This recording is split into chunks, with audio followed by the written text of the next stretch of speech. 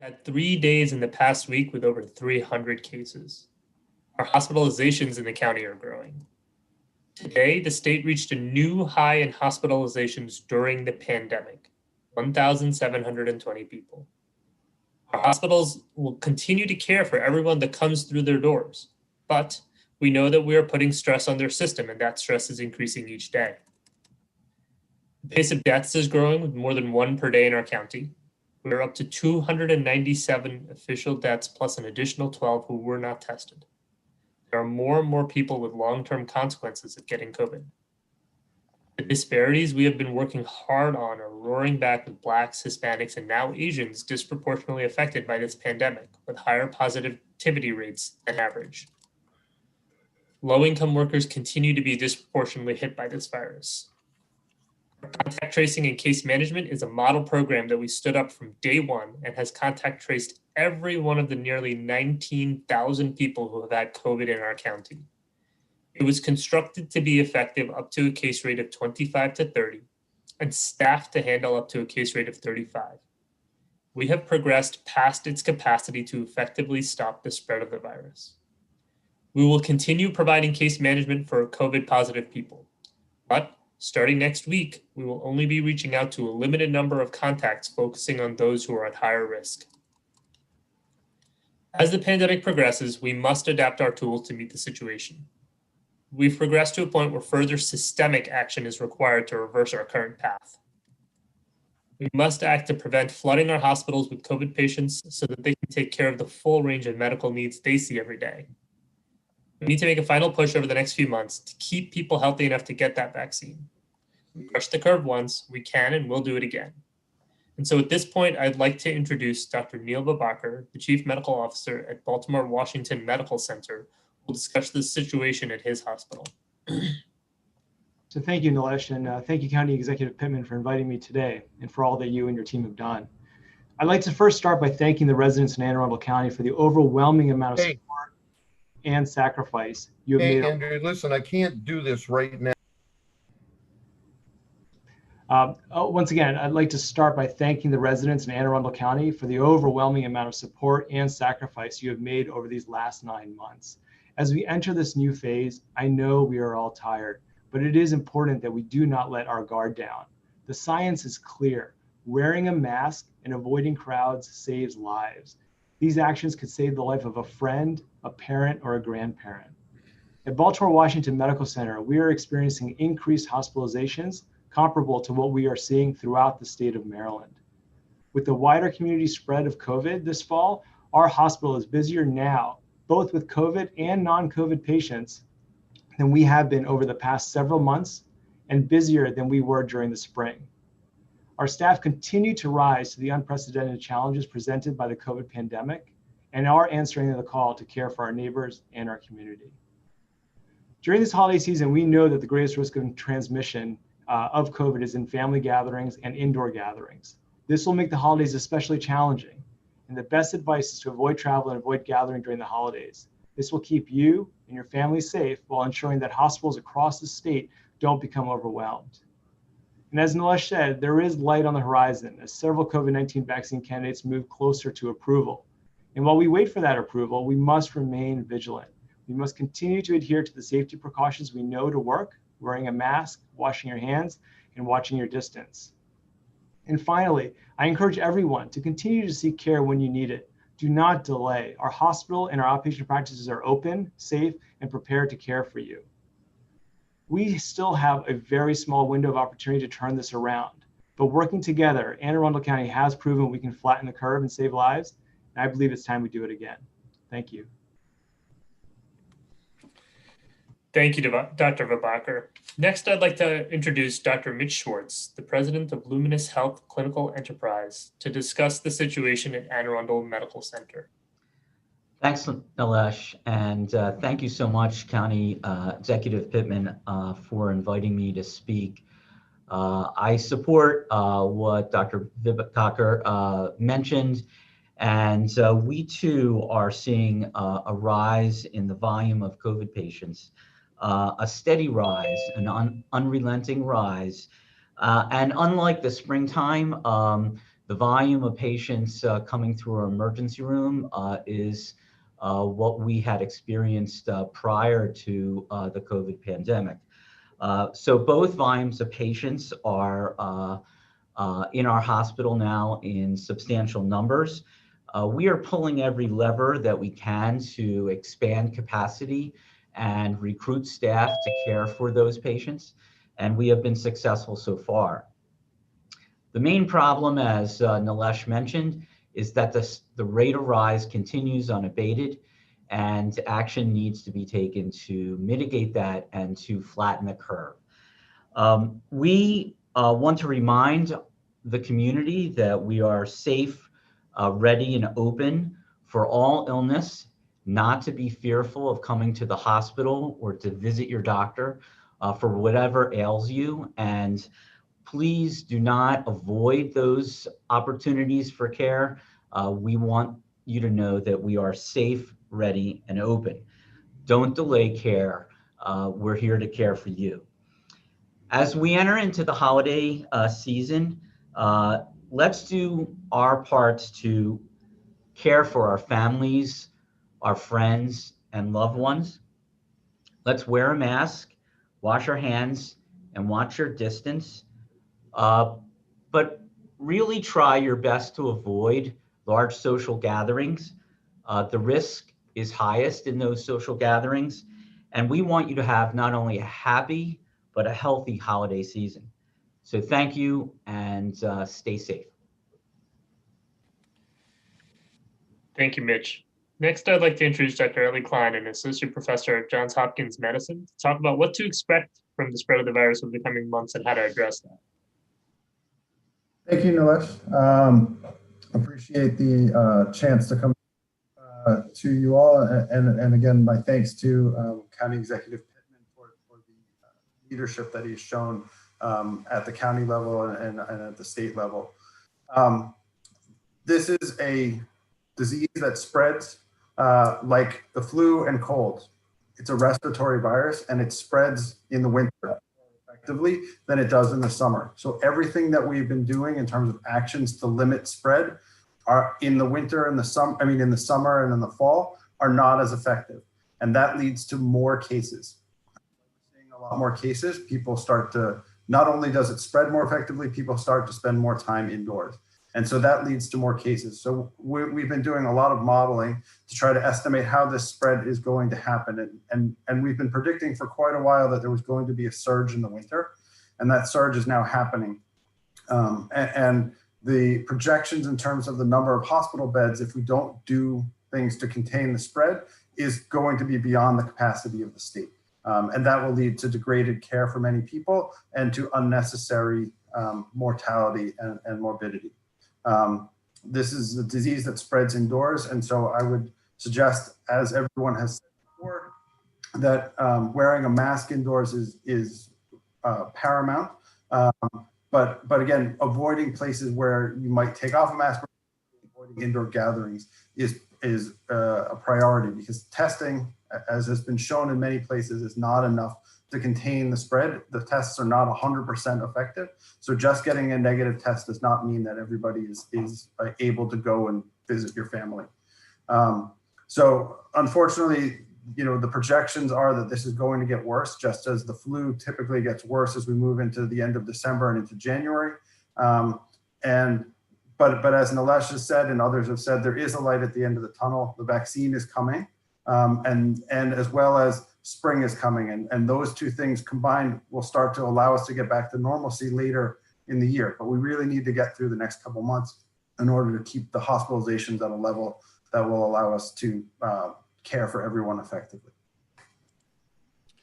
Thank you, Dr. Klein. And now we'll turn it back over to County Executive Pittman. Yeah, thank you, all of you, for the work that you're doing in your hospitals, and Dr. Klein for the work that you're doing on behalf of all of us in public health, and especially Dr. Kalyanaraman, whose team at the health department has been working, doing really working miracles, from contact tracing to the testing that they're doing and the planning for the vaccinations, and also advising me, and to be honest, pushing me and explaining to me and my team that there is no way to handle the kinds of projections in our hospitals that we're looking at if we don't push down the numbers. So the governor has told us that we have 8,000 staffed beds in the state of Maryland that can take patients, and that our hospital census is somewhere a little over 7,000, at least as of last week. And that when we get to 8,000, including our COVID patients, that the strategy then is to make room for more. And making room for more patients means delaying healthcare procedures in the hospitals that would normally be taking place. And I know that all of you have people in your families, I do in mine as well, who potentially could need to go to the hospital for some sort of procedure, or have something actually scheduled that, according to the standards might not be urgent, but that doing so could eventually potentially save a life. So we're not just talking here about saving lives from COVID. We're talking about saving lives from people who might not otherwise get the health care that they should get. So the numbers that are projected by Dr. Klein in his statewide projections, if nothing changes, if our actions continue as they have, put us in the range of 10,000 COVID patients needing hospitalization during this surge. You can do the math and see with 8,000 beds, that doesn't leave room for anybody but COVID patients. So that's what we have to prevent. And I don't want to sugarcoat that. Unlike the spring, we don't have the ability to recruit as many people, healthcare workers, from outside the area, because the whole country is experiencing the same surge. Whereas back in the spring, it had started in the Northeast and the West Coast. So we could recruit from elsewhere. And back in the spring, the surge capacity was created, and it cost public health a lot to do that, to end the procedures that hospitals would normally do. So we don't want to be in that position. So as you know, I'm not the only one in the region that is taking action. We have notified the governor's office of what I'm about to tell you, so that they're aware. I have reason to believe that the governor will be supportive. The governor was very clear recently that local jurisdictions should do what they believe is necessary to push down the numbers. So let me talk to you about the things that are really difficult to announce, because we have done everything that we could in recent months to prevent this from happening. And in the past, as the governor made the tough decisions for us in the beginning by closing things down, and then the decisions were about how quickly to reopen. And as you know, Anne Arundel County did not go into phase 3, and we moved more slowly than the state. Most of Central Maryland tracked about where we were in terms of openings. But now we find ourselves going the opposite direction and having to go back to some of the restrictions that we had earlier in the pandemic. So I want to note that the restrictions, the actions that we're announcing today, are for 4 weeks. If at the end of 4 weeks, it turns out that our hospitals, and these are the metrics that I'm looking at the most closely, is hospital capacity. If our hospitals are doing fine and the hospitalization increases did not happen as projected, that will tell us something, and it's likely that we will then be back on the track to reopening. If we're in worse shape than we are now, then these will have to continue. But we'll have data at the end of 4 weeks. We'll know in a couple of weeks whether or not these actions have helped. I also want to note that these are going to take effect not immediately. We're going to wait until Wednesday at 5 o'clock, which allows our restaurants that I'll be getting to be able to use some of the food that they've already purchased, and it will allow us to hear input from stakeholders. We've notified many stakeholders already of these actions to get their inputs and their thoughts, done some surveys as well, but we will be hearing more, and there may be some minor adjustments as we go. So let me start with restaurants and bars. And the reason I'm starting there is that our contact tracing and the contact tracing all across the world has shown that these are facilities where people can't wear masks and where the virus is being spread at higher rates than retail or any other business activities, short of social gatherings that are not controlled. So I also want to note that the CDC said just recently that people over 65 or people that have health conditions that might make COVID worse for them if they get it should not enter any public place where people are not masked. In other words, they should not be entering for their own safety, restaurants and bars. And so I want to protect those people. I think we all want to protect those people.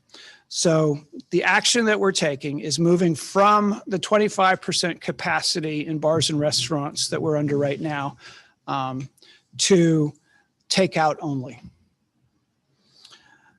And as we do this, I want to encourage people to think about this the way they did early in the pandemic, that we need to do takeout, that we're going to actually implement a social media campaign and call it Takeout Anne Arundel and encourage people to get their meals in their restaurants.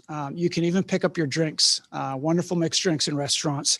And there were restaurants that were doing pretty well financially under the takeout scenario when they really marketed well. So we are going to help market that as well. We know that this is going to have an impact on the people who work in these restaurants and the restaurants themselves. So we have a package of assistance for them. We have put out $5 million in direct grants to restaurants, and we're about to start putting out another $5 million. The first was from our county CARES money. The second is from the state CARES money.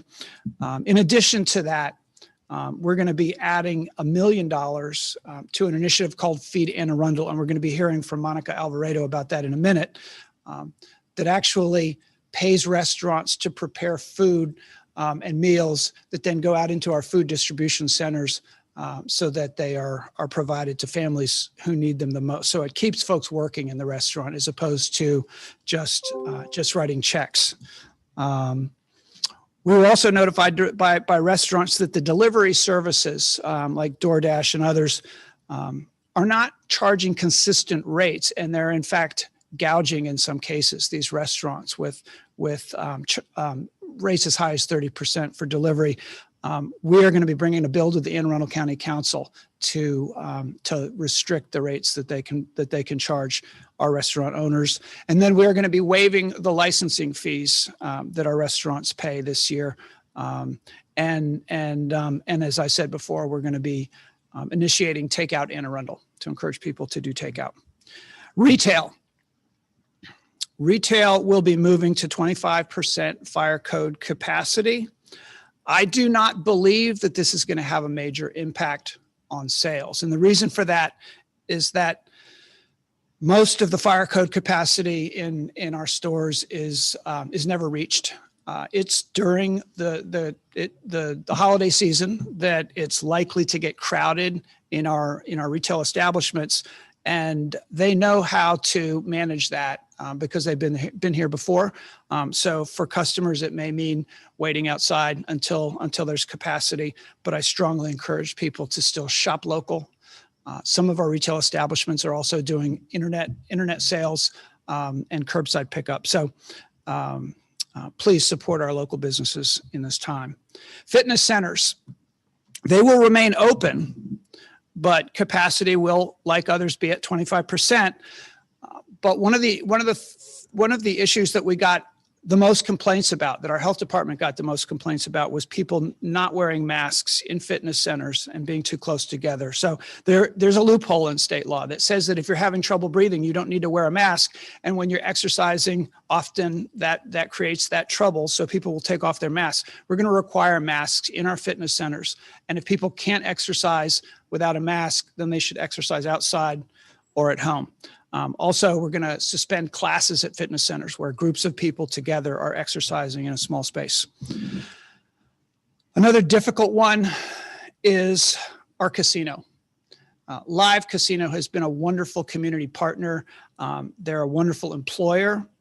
They were closed for a time and it was very difficult. They've implemented safety protocols in the casino that have impressed all of us. However, they're going to be moving from 50% back to 25% capacity. And because of the restaurant closures, there will be no food service in the casino, but they will be able to continue operating. And we've notified them, and very difficult conversation. But we believe that if all of these things work, that they'll be back in operation before too long. Personal service establishments, hairstylists, and salons will remain open at 25%. They know how to do this. There may be a little bit more waiting in the car than there was. Some of them have continued that practice, and we thank them. Religious facilities will continue to operate. We surveyed a group of our faith leaders who I had been meeting with in the past about what a 25% capacity restriction would mean in terms of their ability to be able to practice their faith with their congregations. And for many, they said that was not going to be a problem. We did find that some were operating at a 1/3 capacity. So we're going to go with that. And the capacity indoors at religious facilities will be limited to 1/3. We're also making it possible, a special exception on outdoor gatherings, so that outdoor religious gatherings can operate with as many as 250 people during the holiday season. And there's no limit on, obviously, drive-through, drive-up worshiping. Fellowship addiction recovery will be limited at 25% capacity or 50, whichever is less. We want these operations to continue, these groups to continue, of course, with social distancing and masks. Social club facilities, and these would be Elks, American Legion, VFW, clubs and organizations like that have facilities, are allowed to stay open at 25% capacity, but no food or beverage service. Organized sports that already were suspended at our rec and parks facilities and in Anne Arundel County Public Schools, that will be extended to all sports facilities. And then theaters and live entertainment venues will be closed for this 4-week period. Bingo halls, bowling alleys, pool halls, roller rinks, indoor ice rinks, all closed. Adult entertainment also closed. So I want to remind you that this executive order takes effect next Wednesday at 5 p.m. It will be in effect for 4 weeks. And we understand that this is going to be a burden for our residents. And none of us wanted to make these decisions. I understand that Baltimore City and Prince George's County, and I believe others in Central Maryland that border us, are taking very similar actions. And I believe that the governor will support these actions because we all want to push these numbers down. So on behalf of the residents of Anne Arundel County, I'm sorry to bring you this kind of news, but I'm heartened that so many of us believe that this is what we need to do, that we need to push these numbers down. We need to protect our healthcare system. And at the end of the day, we're going to look back. At the end of the pandemic, we're going to look back on this time and we're going to ask ourselves whether there was more that we could have done to save lives. And I don't want to be in a position of wishing that we had done more. So because restaurants are probably the organizations most impacted by this, and their employees are people who are low wage in most cases. And I've got to say that low wage workers in this county and in this country have been the ones who've been hurt economically by this pandemic more than any other. I've asked Monica Alvaredo to join us. Monica started an organization called Feed Anne Arundel as an extension of ACT, Anne Arundel Connecting Together, a community organization. She runs a restaurant called Bread and Butter Kitchen and has done amazing work getting restaurants engaged in preparing meals for people who need them. So Monica, I guess I have not, did I say? I believe I did. We're doing $1 million, Monica. You said you could handle it and we're going to deliver. So we're looking forward to working with you on that. Thank you so much, County Executive Pittman, and to your entire administration for the support that you've provided to Feed Anne Arundel. We understand in the restaurant industry that these decisions have to be made. They're painful for all of us, but we are very grateful for the opportunity to continue to work with restaurants throughout the county. As Mr. Pittman indicated, we use money that we've raised through grants from the county as well as through private donations to pay restaurants directly so that they can continue to keep their employees working, place orders with their vendors, and farmers, watermen, delivery drivers, your food delivery drivers. We are committed to making sure that the full supply chain continues to work, and we want our restaurants to survive so that they can then thrive in the near future. So thank you again. I would just say to all the restaurants in the county, we still need more restaurants to join. There are opportunities throughout December and with this additional funding, January through June, that we will be working very hard to keep restaurants providing food to those in our community in most need. So please reach out to me at feedannearundel@gmail.com if you'd like to participate. And I really encourage all restaurants to reach out. We would love to make sure that we're all in a position where our employees are working and able to take care of their families as well. So thank you. And I would just add that for people who are in economic distress as a result of these restrictions, previous restrictions, the changes in the marketplace as a result of this pandemic, that the county has a warm line, 410-222 food. It began as a food warm line, and now it's connecting people to all of the services that we're providing. The eviction prevention work, the food assistance work, the $500 debit cards that we're making available. There's a whole, we've worked to build a safety net. It's never enough. And we absolutely need more help from the state and federal, particularly the federal government. And we're cautiously optimistic that more of that will be coming. Thank you, County Executive. We now have a few minutes for some questions from members of the media, so you can unmute yourself and ask a question, or you can type it in the chat.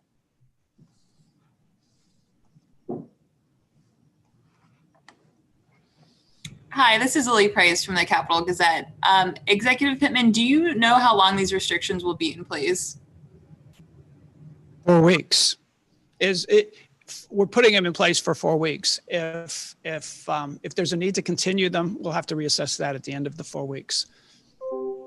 If restaurants and bars in particular are unsafe, why don't you tell residents to avoid them altogether even after the 4 weeks? Is it because you don't have the funds to support these businesses if they were to remain closed? We have discouraged people from dining in recently. I think the health department has put out notifications of that while encouraging people to pick up their meals and eat elsewhere. When the weather was good, we were encouraging people to do the outdoor dining. Right now, outdoor dining tends to be tents with sides on them and heaters blowing. So that's no longer much different from indoor dining. So no, we have not been encouraging people to go dine in as these numbers have gotten worse. And why 4 weeks exactly? What came to that decision? Some jurisdictions have done 2 weeks. We don't believe 2 weeks is enough to see the impact. If we get to the end of 4 weeks and these projections, particularly hospitalization projections, don't come true, then we'll all breathe a sigh of relief. We'll go back to where we were, and our numbers, by then will have been pushed down, and we'll be able to get back on the reopening track. But I, of course, can't make promises. We're gonna look at the same factors that we look at now in terms of everything, economic as well as health, but primarily health and saving lives. So, but it was important to have an end date in mind, at which point we have to have this conversation all over again. Other questions?